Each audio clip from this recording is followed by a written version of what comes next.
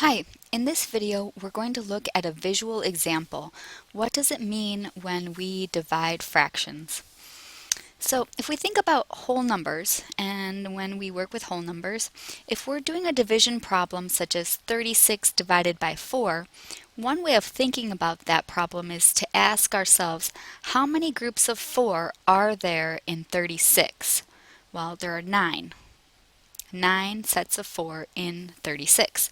So we can think of division of fractions in the same way. For example, say we have this problem here.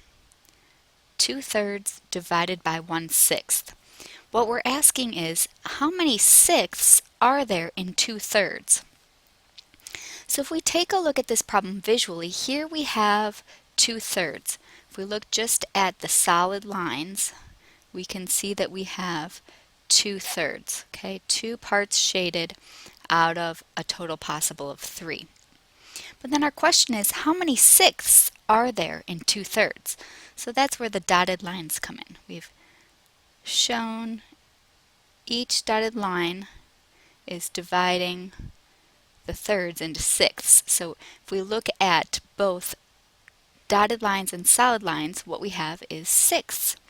So then our question is, how many 1/6ths are there in 2/3? Well, let's see. We've got one here, one here, one here, and one here. So that is a total of 4. There are 4 1/6ths in that 2/3. So this is just a visual example of what we're actually doing when we divide fractions. So a separate video will explain the process of how we actually go through the steps for dividing fractions.